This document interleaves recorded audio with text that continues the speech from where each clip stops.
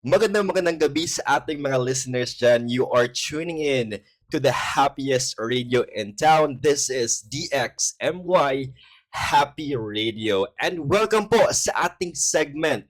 Welcome sa Benta Kita, Usapang Negosyo.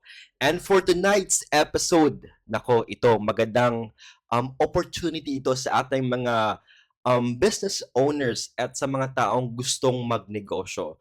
So for tonight, pag-uusapan natin yung mga practical tips no sa mga business owners kung paano nila mapapaunlad yung business nila. And aside from that, magbibigay rin tayo ng mga words of encouragement or kumbaga confident booster sa mga taong gustong magnegosyo.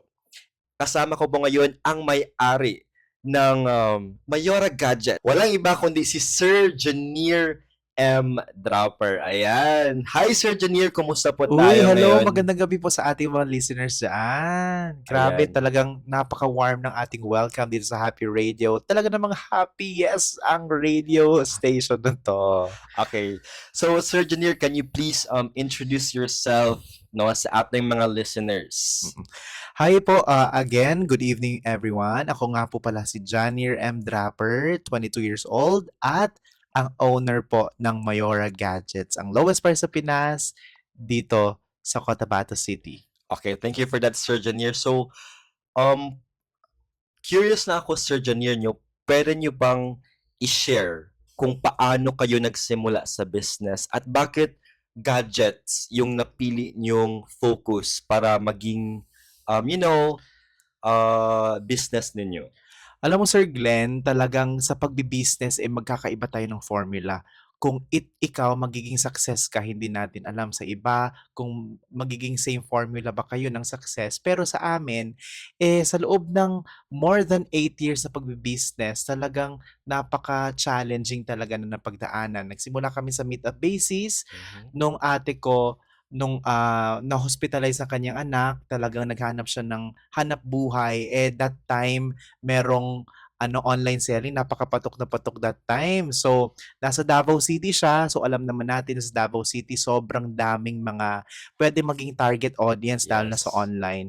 So, that time, nasa hospital siya, dala-dala yung mga stocks, no? Talaga Mhm. namang hindi talaga magpapahuli pagdating sa business. Ang ate ko, nagmi-meet up siya ng mga Mm. potential customers. Tapos, nagpi-PM lang yung mga customer kung gusto mag-order and then meet up basis. After that, uuwi naman, balik sa hospital. Ganun yung mga nagsimula. Ganun yung mga way kung paano nagsimula talaga yung Mayora Gadgets nung wala pa siyang physical store. So bakit gadgets yung napili niyong product or services na maging business? Bakit hindi clothing?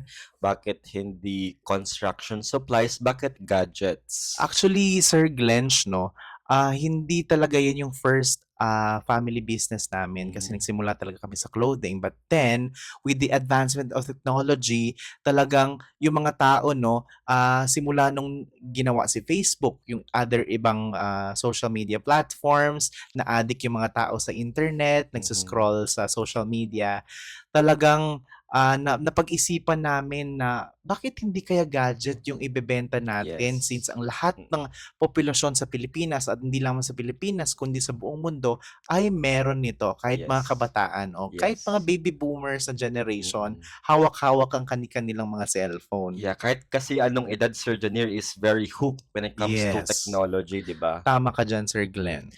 So, Sir Janier, sa experience niyo so far sa pagbe-business, ano yung feeling mo pinakamalaking challenge na hinarap Oo. ng Mayora Gadgets at paano Yes. niyo na-manage or Mm. paano niyo na-combat Oo. yung challenge na yun? Actually, yan din yung mga isang katanungan ng karamihan talaga Mm. kasi siyempre, minsan ang nakikita lang ng mga tao, yung mga audience natin online or kahit naman dito sa ating physical store, nakikita na lang nila yung success bigla, no? Yes. Pero isang malaking katanungan din kung ano nga ba yung pinaka-challenging na napagdaanan ng Mayora Gadgets. At alam ko, hindi lamang ang Mayora Gadgets ang Nakakaranas. na-experience nito, Yes. pati na rin siguro ng lahat ng mga business noong COVID-19 Yes, pandemic yes. situation. Talagang Total lockdown talaga yung ano, yung area. So, napaka-challenging paano ilabas yung ating mga stocks na para mabenta. Yes. Kasi that time talagang ano, mahirap maglabas-pasok ng mga ano, ng mga stocks, Mm. mahirap ibenta kasi nga kahit online, oo, mapapag-usapan natin 'yan with customers pero paano naman paglalabas tayo ng ating mga bahay, Yes. 'di ba? Siyempre, napakadelikado makipagsalamuha sa mga Mm. customers natin. So that time, close yung tindahan. So close din yung ano, yung lahat. May mga Mm. borders, mga Mm. close na sa mga barangay. Mm. So nahihirapan kaming makipag-connect sa ating mga customers Mm. no para ibigay yung item kung Mm. sakali silang bibili. Mm. So that time dapat mag-iisip tayo na maging limitless tayo. Yes. So that time naisipan natin with all the face mask talaga and face Mm. shields talaga Mm. doon sa border mismo sa aming kanto, doon kami nagmi-meet up ng customers. So Hmm. wala talagang wala talagang magiging Excuse. excuse Lahat no. Lahat may merong paraan may talaga. magagawan talaga ng Mm. paraan. Yes. So, yun lang yung isang advice ko din sa ating mga listeners tonight no na dapat mag-isip ka kung anong pwedeng gagawin, 'di Yes. ba? Kasi hindi naman sa lahat ng bagay hindi natin masosolusyonan. Lahat Mm. ng problems po na may encounter po natin, merong alternatives na Yes. pwedeng maging solution, 'di ba? So, Yes. yun lang. Yun lang Okay. isa sa pinaka-biggest na Nung challenge, pandemic. yes, nung pandemic Yes. talaga. Okay. Ngayon, Sir Junior, it is evident na napaka-importante ng social media as a tool for business. So ngayon, Sir Junior, makita ko kasi sa FB post, ngayon sa Facebook na grabe yung Facebook page nyo, ang daming engagement, ang daming likes, ang daming shares, marami na rin kayong followers, di ba? I think, ilan na ba? 100 plus? Ilan na bang followers? 132,000 Wow, followers. 130,000 for ilang years na ba yan?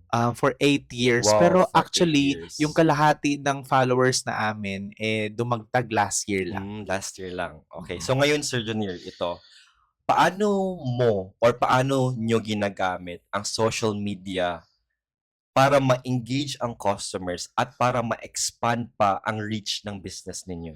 No, actually, Sir Glench, no, malaking tulong ang social media platform, particularly Facebook, since Yes. karamihan sa mga tao ay nagfe-Facebook, Mm. diyan kami talaga bumabawi in terms of marketing. Yes. Hindi kami kailanman naging traditional in terms of our marketing. Mm. Ginamit namin yung opportunity ng online, no, presence ng Yes. online para makita at mapakilala kung sino ba si Mayora Gadgets, Mm. ano nga ba ang ino-offer ni Mayora Gadgets sa karamihan sa ating mga potential customers. So ngayon, Sir Glench, no, Mm. talagang magastos din yung marketing. May Mm. pumasok na sa amin na dalawang vlogger no Mm. para katuwang namin sa pagbo-boost ng aming mga post no para meron kami magiging content no kasi ngayon Sir Glench dapat gagawa ka talaga ng mga pakulo mo para Yes. maging I patok agree. at maging matunog ang Mm. iyong pangalan. So, Yes. ngayon talaga namang maintain lang namin, no? Nagpapasalamat kami dahil merong Facebook, no, na andyan para matulungan kaming makita pa ng ibang mga target audience kung ano nga bang ino-offer ni Mayora Gadgets para sa kanila. Okay, so it is a advice nyo na rin, Sir Janier, no, na in any business, dapat Yes. you should advertise or you Oo. utilize social media as a Yes. platform at least para ma-increase yung Oo. sales nila, di Actually, you ba? know what, Sir Glench, talaga, kahit other business or Yes. kahit anong services pang ino-offer Mm. nyo, importante talaga na meron sa online. Nakikita Yes. ng mga tao sa Mm. online. Kasi kung magiging traditional ka lang, kung magbe-base ka lang sa mga walk-in customers na Mm. makikita yung karatula mo sa labas, talagang mana-knockdown ka. Yes, Kasi I hindi naman believe. sa lahat ng oras maging consistent yung Mm. sales mo. So, tulong na rin sa business mo na maipakita pa sa online world kung ano nga ba ang ino-offer ng iyong specific business.